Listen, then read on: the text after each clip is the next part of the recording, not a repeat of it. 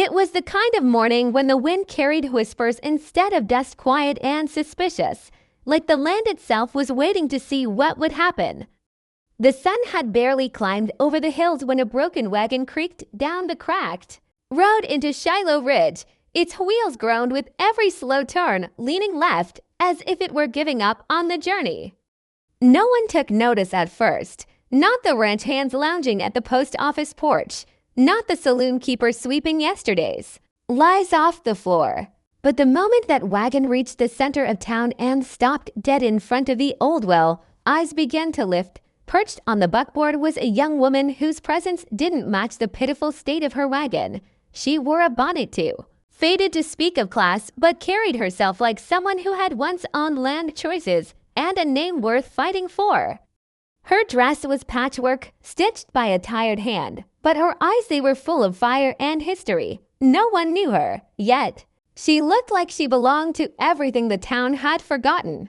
Her boots hit the dirt like they'd been there before. Some thought she was lost, others figured she was trouble.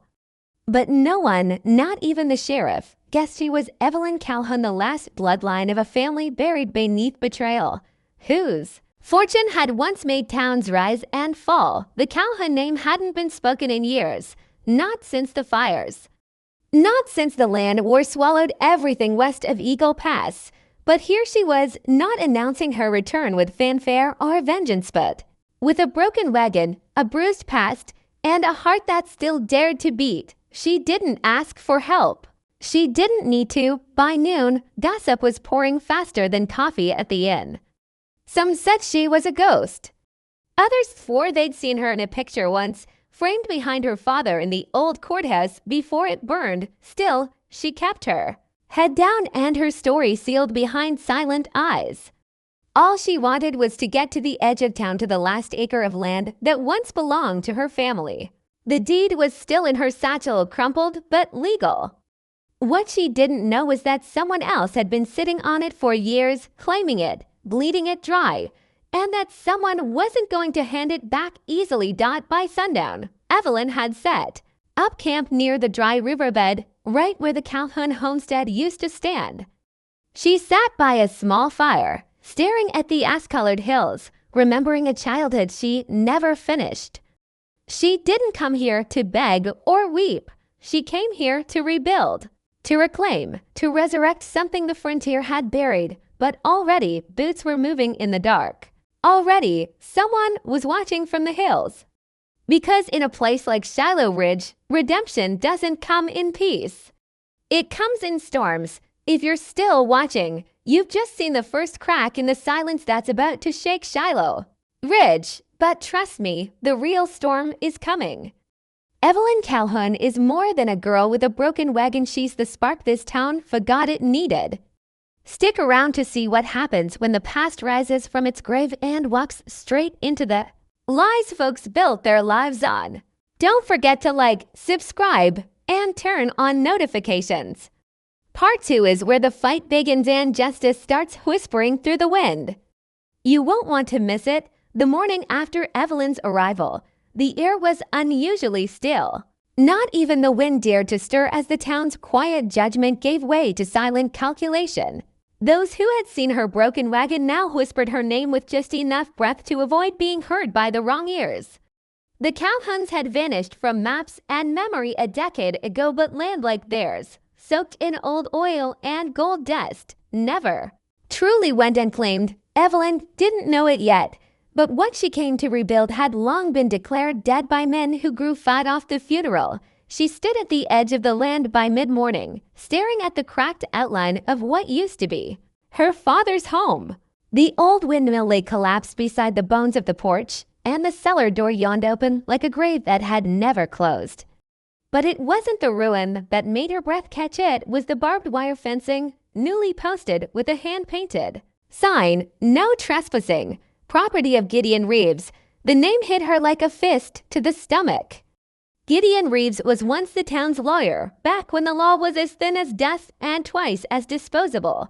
He was the man who handled her father's affairs during the fire, the man who swore everything had been lost in the courthouse blaze. And now, he was the man who lived in a mansion overlooking the land he claimed had no value. Evelyn's land, she didn't turn back. She didn't flinch. She walked the fence line slowly, her hand trailing across the wire like she was touching the pulse of her past. The town watched from afar, from windows and shadows, wondering if she was insane or brave, maybe both. Because only someone with nothing left would stare down the richest man in 3 counties and keep walking. Evelyn knew she couldn't confront Gideon yet. Not with no roof, no money, and only a water-stained deed signed by a judge long dead. But she had something more powerful than proof. She had memory. She knew the land by heart, where the apple trees used to bloom, where the soil smelled like wet iron, where her father buried the iron strongbox no one ever found. If she could find it, she'd have leverage, maybe even salvation. But while she searched for roots, the town was already shifting under her boots. That night at the saloon, Gideon's name spun through whiskey and cigar smoke. He'd heard of her return. And though he laughed in public, everyone saw how tight his grip became on his glass. Because men like him didn't fear ghosts today. Feared what ghosts remembered not by the 3rd day. Evelyn's presence was undeniable. Her wagon stood like a scar at the edge of town. She'd fixed its axle with rope and sheer wool, hauling wood from abandoned barns to rebuild what little she could. She didn't ask for help, but that didn't stop people from watching, especially the old ones, the ones who still remembered her father as a good man before the lies swallowed him whole. And late that night, just as the stars blinked into view over the canyon, someone left a parcel by her fire. Wrapped in cloth, it held nothing but a handful of old photograph images of the Calhoun estate before it burned. No note, no name, just proof that someone out there believed her. Redemption had stirred. And the earth beneath Shiloh Ridge began to remember the truth. By the 4th sunrise, the soil beneath Shiloh Ridge seemed different. Not in color or shape, but in tension, the kind that comes before a thunderstorm. Evelyn could feel it under her boots as she walked the perimeter of the land that once bore her name. Every step felt like memory. Every gust of wind carried a whisper. It wasn't just nostalgia, it was instinct. She was being watched. But more than that, the land was calling. She followed the curve of the dried creek bed until it bent like a question mark behind the remnants of the orchard. Her fingers traced the rough bark of a tree stump she once climbed as a child. There, in the hollow of the roots, lay a pile of rocks she didn't remember placing but recognized all the same. Beneath them, a rusted handle glinted in the morning light. Evelyn dropped to her knees, clearing the dirt like she was uncovering a grave. And in a way, she was. The iron strongbox was still there, buried deep, untouched by time or greed. She pulled it free with shaking hands and dragged it back to camp. Inside, wrapped in oilskin and sealed letters, lay what every villain in Shiloh Ridge feared: evidence. Land deeds, account ledgers, signed confessions. Even a journal written in her father's hand documenting every deal, every betrayal, every bribe, including the day Gideon Reeves manipulated the land transfer during the fire. It wasn't just memory anymore. It was proof. But Evelyn knew what she held wasn't just her salvation, it was dangerous. In a town where the rich made the rules, truth was a loaded gun. She hid the strongbox beneath her wagon and took only one paper with her, the ledger. Gideon forged, then made her way to the old church where the town clerk's office now operated.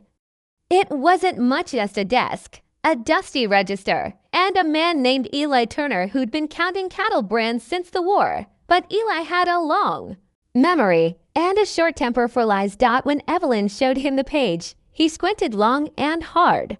Then his face turned pale. He didn't speak. He just handed her the official town registry and pointed to the back. Her father's name was there, so was hers, and the land. Still listed as Calhoun property. Someone had doctored the public records, but not all of them. The ground beneath Gideon Reeves had just cracked up by sundown. The town buzzed again, this time with real fear. Because people like Gideon didn't react to threats with silence, they reacted with control. And sure, Enough! By nightfall, two men rode out toward Evelyn's camp. Faces covered, hands heavy, they didn't bring greetings. They brought warning. She didn't fight back. Not then. She let them knock over her wagon, scatter her fire, stomp the soil she loved. But she looked them in the eyes as they rode off, and that was enough, because fear is a language, and Evelyn spoke it now. She spent the night reassembling her fire and holding the strongbox like a child. Her hands blistered, her eyes never closed. But her father's resolve had never been stronger. Justice didn't wear a badge in Shiloh Ridge, but it had a heartbeat. And it had just begun to rise from the dust. Morning came heavy, like the sky itself was pressing down on Shiloh Ridge. The wind had stopped. Even the birds had gone silent. Word traveled faster than horses in that town, and by now, everyone knew Evelyn Calhoun wasn't just another drifter. She was a storm in a calico dress, one carrying the weight of old truths and the kind of proof that could burn down the very men who'd built their empires on lies. But storms make people nervous, especially those whose walls are made of stolen bricks. Gideon Reeves made his move before the town had even had their coffee. He marched straight into the clerk's office and slammed a folder on Eli Turner's desk, claiming Evelyn was forging documents, impersonating a dead woman, and trespassing on property that no longer bore her name. He wore his polished boots and that smirk that said justice was whatever he said it was. But this time, Eli didn't blink. He pointed at the town ledger, the one Evelyn had exposed, and asked Gideon why the original record still showed the Calhoun name. Gideon's silence was a sentence in itself. The sheriff was called in, not because he could fix anything, but because it gave the illusion of law. Sheriff Whitlock was a man worn thin by peace he hadn't earned. He'd looked the other way for too long, but as Evelyn stood before him later that day, holding her father's journal and the pages Gideon thought had burned, even Whitlock couldn't deny the weight of truth. He didn't arrest her. He didn't side with Reeves either. He did what cowards do, he stalled. But stalling wasn't enough to stop what came next. That night, Evelyn lit a fire near the broken well, the same one her father helped dig when the town was just a few wagons and wild dreams. She laid out the photographs, the deeds, the journals, everything on a makeshift table made from wagon boards and hope. She wasn't hiding anymore. She wanted the town to see. And they came. One by one, the people of Shiloh Ridge wandered into the firelight. Farmers, ranchers, widows. Some came curious, others came ashamed, a few came angry. But all of them came knowing something had changed. Evelyn didn't speak loudly. She didn't accuse or beg. She simply read from the journal her father's. Words about the land, the people, the day Gideon lied under oath. You could hear the wind again after that. And it carried more than dust. It carried fear, this time from Gideon's mansion. Because for the first time in 10 years, the town no longer believed his version of history. By dawn, anonymous letters had appeared in shop doors and on porches, copies of the journal entries, details of stolen land deals, even lists of names who'd helped cover it all. Evelyn hadn't sent them. Someone else had. Which meant the tide wasn't just turning. It was rising. Gideon, in a rage, offered a bounty to anyone who could prove Evelyn was a fraud. He doubled it by lunch, but no one stepped forward because redemption doesn't ask permission. It just walks in, broken wagon and all, and waits for the land to remember who it belonged to. And now, the land had remembered. The town didn't sleep that week. Shiloh Ridge had been built on secrets, but now those secrets were spilling into the streets like wildfire. It wasn't just whispers anymore, it was confessions. Land deeds appeared in the church offering box, receipts from bribes folded into hymn books. Even the blacksmith, silent for years, spoke up about a night he was paid to forge a Calhoun signature on an eviction notice. Everything that had kept Gideon Reeves untouchable was unraveling, but he wasn't the kind of man to go down quiet. 2 nights after Evelyn's reading by the well, her camp was burned. The fire lit the sky like a second sunrise. Her wagon cracked. and splintered in the blaze. The strongbox barely survived scorched, but intact while her few belongings melted into smoke. But Evelyn didn't cry. She didn't scream. She stood barefoot in the ash, holding the metal box like a shield. The town watched from a distance, unsure whether to pity her or stand beside her. She gave them no instruction. She gave them only truth. The next morning, she walked alone straight to Gideon's mansion. It stood like a monument to stolen dreams, towering over the rest of town with its iron gates and imported brick. No one had ever approached it uninvited, but Evelyn walked through the front gate as if it were just another fence line. She stood at the threshold, her skin still stained with ash, and left the strongbox on his doorstep. By the time Gideon opened the door, she was already walking away. He looked inside the box and saw the evidence, the names, the journals, and at the very bottom a letter, written in his own hand. A confession he never meant to be found, tucked between pages of ledgers, sealed in guilt and time. That's when his power ended. By dusk, Sheriff Whitlock, pressured by a town that finally found its voice, arrived at the mansion with a warrant. Eli Turner backed him up, holding the town's ledger like scripture. Gideon tried to bribe, to threaten, to intimidate, but the walls had turned to paper. The mansion, once a symbol of success, became a prison the moment the cuffs clicked shut. The town gathered near the church, watching as Reeves was led away. There were no cheers, no applause. Just silence, the kind that comes when a wound finally starts to close. Evelyn returned to the land that was always hers, with the help of townsfolk who once doubted her. She raised a frame for a new home where her father's porch used to be. The windmill was rebuilt with old hands and young hammers. The soil was turned with reverence, and the orchard, it started blooming again. First one tree, then three. Redemption didn't come with revenge, it came with rebuilding. And though Evelyn never reclaimed the mansion or demanded a crown, everyone knew Shiloh Ridge had changed because of her. Not because she screamed for justice, but because she reminded them what justice looked like when it walked on broken wheels, clothed in memory and silence. It was quiet again in Shiloh Ridge, but this time it was a good quiet, not the kind born from fear or silence, but the kind that comes after a long storm, the kind that makes the earth feel clean again. Evelyn Calhoun stood barefoot in the same dirt where her father once knelt, planting roots into ground he believed would outlive him. She was no longer the stranger with a broken wagon. She was the woman who reminded the town of its conscience. The orchard bloomed. The windmill spun slow but steady. Townsfolk who had once averted their eyes now waved as they passed. Some brought nails, some brought paint, others brought stories, each one a small apology disguised as neighborly help. They didn't say sorry. They didn't have to. Evelyn understood. The land had changed them. The sheriff came one last time, not with trouble, but with paperwork, official, stamped, legal.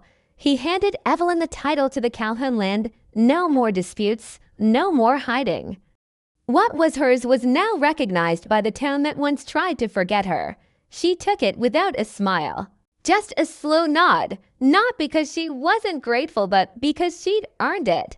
Every splinter, every scar, every night under stars with nothing but a strong box for warmth had led to this moment. Gideon Reeves sat behind bars 3 counties away, awaiting trial. His empire had collapsed like a house of cards. His mansion, stripped of its illusions, was auctioned off to pay debts he claimed didn't exist.